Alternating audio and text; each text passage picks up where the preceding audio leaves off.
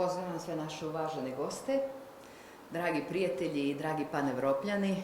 Dozvolite mi da vam se ja kratko obratim ovim važnim povodom i našim datumom, pored Dana Evrope i Dana borbe protiv fašizma i Dana nezavisnosti, za koji dan, evo i mi imamo neki naš mali jubilej. Tačno prije 5 godina, negdje 150 entuzijasta tadašnjih skupilo se u hotelu Podgorica i kao zadnja zemlja u regiji dobili smo ogranak Međunarodne panevropske unije koji je osnovan u Crnoj Gori, čime se Panevropa proširila i na sve zemlje Zapadnog Balkana, time što smo i mi postali njen aktivan član. Panevropska mreža, panevropski pokret, da se kratko samo podsjetimo, vuče korijene još i sa kraja Prvog svjetskog rata, kada je davne 1923. Osnivač panevropskog pokreta, danas najveće panevropske mreže, grof Kudenov Kalergi napisao knjigu Panevropa, govoreći o ideji i potrebi evropskih zemalja da bi se zaustavio rat, da bi se zaustavila stradanja, da Evropa mora biti ujedinjenija i da mora promišljati zajedno.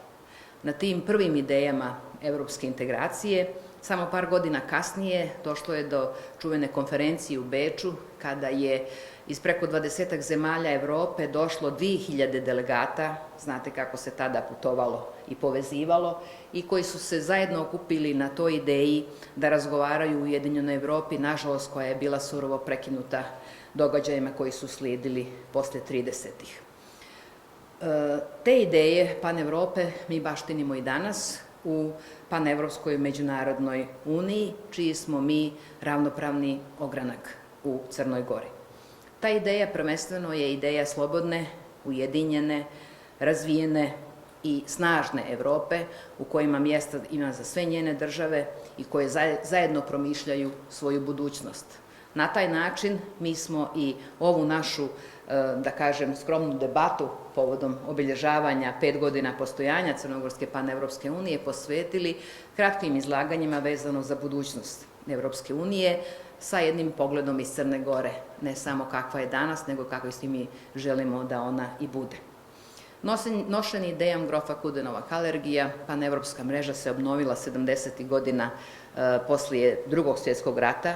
Trebalo je vremena da se konsoliduje kao organizacija, podijelila se, da kažem, u dva dijela, u evropske pokrete i u panevropsku uniju, ali danas svi funkcionišu na istom fonu, a to je promocija evropskih vrijednosti u svim evropskim državama i članstvo u panevropskoj međunarodnoj organizaciji svih naših zemalja regije u stvari potvrđuje da Evropska unija nije zatvorila svoje granice i da smo mi njen prirodni, da tako kažem, unutrašnji region sa iskrenom željom da njen punopravni član i postane.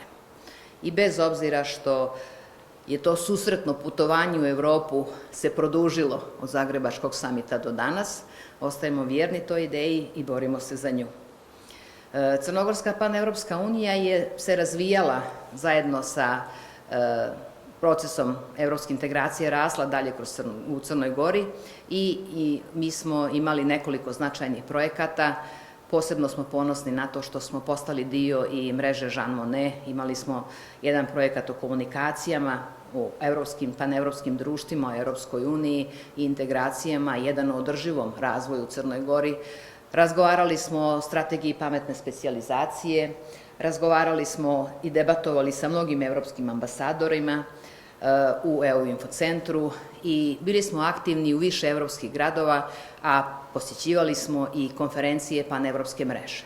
Nekoliko puta u Crnoj Gori bio nam je naš dragi predsjednik, treći predsjednik Panevrope od osnivanja, Alain Terenoir, jedan lijepi gospodin, fini gospodin iz Francuske koji je dugogodišnji član Evropskog parlamenta. Ideje evropske integracije i evropskih vrijednosti u Crnoj Gori koje promovišemo dijelili smo sa mnogim partnerima iz panevropske mreže. Imali smo više projekata, posebno bi izdvojila vrlo dobro partnerstvo koje smo razvili sa Panevropom Njemačke, Slovenije, Austrije, Hrvatske i sa svim drugim zemljama u našoj regiji, čime potvrđujemo u stvari da imamo puno zajedničkoga i da imamo puno toga da radimo zajedno. Nismo se samo orijentisali na panevropsku mrežu, naša panevropska orijentacija je prvenstveno u Crnoj Gori, ovdje gdje živimo i radimo, gdje želimo da ostanemo da živimo i radimo u svijetu koji zajedno unapređujemo. Tako da smo napravili nekoliko vrlo važnih memoranduma o saradnji. Nismo sve stigli da do kraja potvrdimo kroz važne projekte, ali jesmo vrlo ponosni na to da imamo memorandum o saradnji sa glavnim gradom, sa opštinom Danilovgrad, sa prestonicom, sa opštinom Tivat, sa opštinom Berane. Tu nam je i naša draga koleginica Sanija Šljivančanin, naš odani partner i prijatelj iz fondacije Konrad Adenauer, koje s ovom prilikom zahvaljujem za svu podršku koju nam nesebično daju svih ovih godina, kao i svim drugim našim partnerima. Memorandum o saradnji sa nama su bili spremni, potpisali i fakulteti ekonomski i fakultet političkih nauka na Univerzitetu Crne Gore, a istovremeno i Kulturno-informativni centar Budo Tomović. Time se naša, da kažem, partnerstva u Crnoj Gori za sada su se lijepo proširila i naravno naša ključna targetna grupa to su mladi, tako da smo mi dosta prisutni kroz različite projekte ili na različitim debatama na svim univerzitetima Crne Gore. O strategiji pametne specijalizacije, posebno smo u Kolašinu nekih 7 dana razgovarali sa predstavnicima sva 4 univerziteta tadašnja i sadašnja, pa smo imali iskustvo zajedničkog dijaloga. Ideja evropskog ujedinjenja nije samo ideja federalizma, to je ideja baštenjenja pravih evropskih vrednosti od početka nastanka Evropske unije, od onoga peace, prosperity, stability, values, znači prvo mir, pa onda prosperitet, bezbjednost i zajedničke evropske vrednosti. Evropa svoje ciljeve nije mnogo promijenila. Oni su ostali dalje ta osnovna odrednica koja povezuje evropske zemlje, evropske institucije i simbole evropskog ujedinjenja.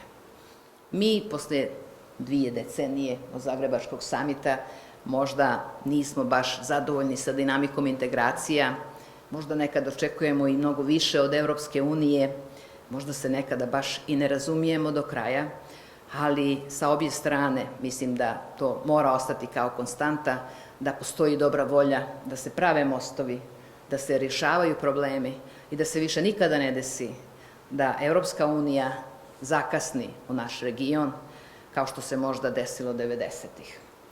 Da poslije 30 godina od raspada Socijalističke federativne republike Jugoslavije, pišem nešto na tu temu ovih dana, pa mi sad dođe i taj jubilej na pamet, da u našem regionu bude više regionalnog sklada, dobrosusjedstva i potvrde da smo na istome fonu.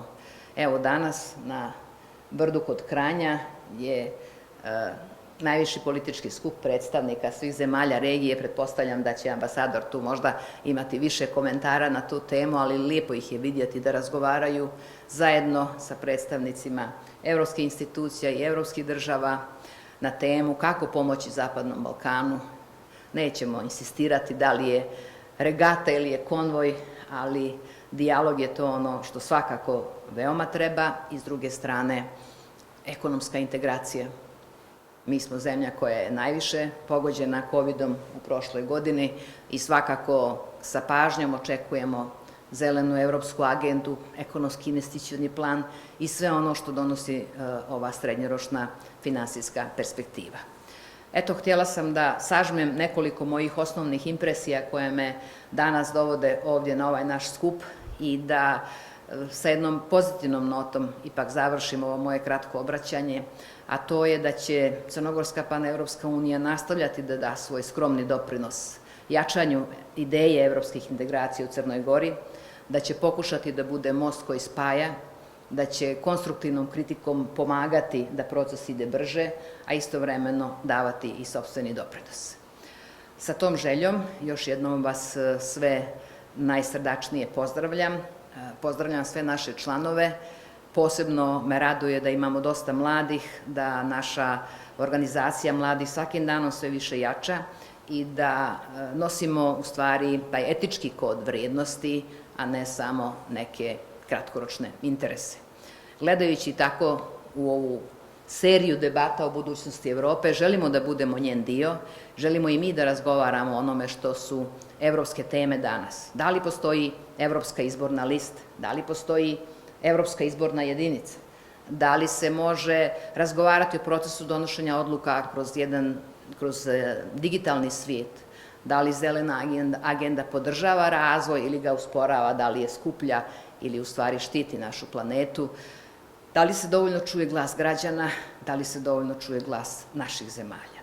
To su neka pitanja koja ćemo, nadam se, u narednom periodu zajedno rješavati. U to ime, da nam je srećan ovaj praznik, da nam je srećan ovaj maj sa svim datumima, od 1. maja do Dana nezavisnosti, evropskog i antifašističkog, i da u tom duhu gledamo vedrije u budućnost koja nas možda danas ipak dosta brine. Hvala.